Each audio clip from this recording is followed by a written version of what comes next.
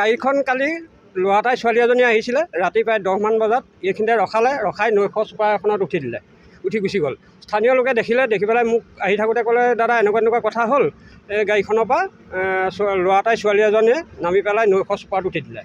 তাৰপৰা ইয়াত ৰখাৰ পাছত মই থানালৈ ফোন কৰিলোঁ। থানা পুলিচ আহি পেলাই গাড়ীখন খুলিব বিচাৰিলে, নোৱাৰিলে খুলিব। তাৰপৰা লৈ যোৱাৰ ব্যৱস্থা কৰিলে, কিন্তু একো কৰিব নোৱাৰিলে।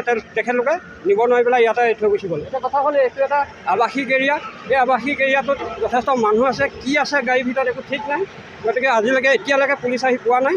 আমাৰ সন্দেহ উপজিছে, সন্দেহ উপজাৰ কাৰণে আমি গোট খাই আকৌ থানালৈ ফোন কৰাৰ ব্যৱস্থা কৰিম বুলি ভাবিছোঁ, কিন্তু এতিয়ালৈকে পুলিচ আহি পোৱা নাই। গাড়ীখন কালি ল'ৰা এটাই ছোৱালী এজনী আহিছিলে ৰাতি প্ৰায় 10 মান বজাত এইখিনিতে ৰখাই নৈশ চুপাৰ এখনত উঠি গুচি গ'ল। স্থানীয় লোকে দেখি পেলাই মোক আহি থাকোঁতে ক'লে, দাদা এনেকুৱা কথা হ'ল, এই গাড়ীখনৰ পৰা ল'ৰা এটাই ছোৱালী এজনীয়ে নামি পেলাই নৈশ চুপাৰত উঠি দিলে।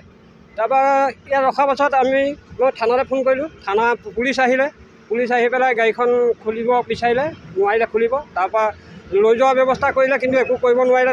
তেখেতলোকে নিব নোৱাৰি পেলাই ইয়াতে থৈ গুচি গ'ল। এতিয়া কথা হ'ল, এইটো এটা আৱাসিক এৰিয়া।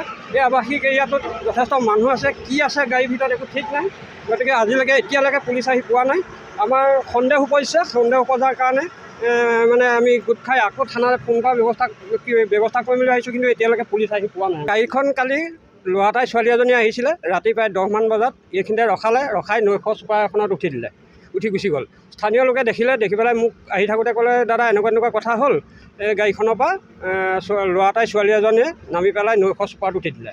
তাৰপৰা ইয়াত ৰখাৰ পাছত মই থানালৈ ফোন কৰিলোঁ। থানা পুলিচ আহি পেলাই গাড়ীখন খুলিব বিচাৰিলে, নোৱাৰিলে খুলিব। তাৰপৰা লৈ যোৱাৰ ব্যৱস্থা কৰিলে, কিন্তু একো কৰিব নোৱাৰিলে। তেখেতলোকে নিব নোৱাৰি পেলাই ইয়াতে থৈ গুচি গ'ল। এতিয়া কথা হ'ল, এইটো এটা আৱাসিক এৰিয়া। এই আৱাসিক এৰিয়াটোত যথেষ্ট মানুহ আছে, কি আছে গাড়ীৰ ভিতৰত একো ঠিক নাই। গতিকে এতিয়ালৈকে পুলিচ আহি পোৱা নাই। আমাৰ সন্দেহ উপজিছে, সন্দেহ উপজাৰ কাৰণে আমি গোট খাই আকৌ থানালৈ ফোন কৰাৰ ব্যৱস্থা কৰিম বুলি ভাবিছোঁ, কিন্তু এতিয়ালৈকে পুলিচ আহি পোৱা নাই। গাড়ীখন কালি ল'ৰা এটাই ছোৱালী এজনী আহিছিলে ৰাতি প্ৰায় 10 মান বজাত এইখিনিতে ৰখাই নৈশ চুপাৰ এখনত উঠি গুচি গ'ল। স্থানীয় লোকে দেখি পেলাই মোক আহি থাকোঁতে ক'লে, দাদা এনেকুৱা কথা হ'ল, এই গাড়ীখনৰ পৰা ল'ৰা এটাই ছোৱালী এজনীয়ে নামি পেলাই নৈশ চুপাৰত উঠি দিলে।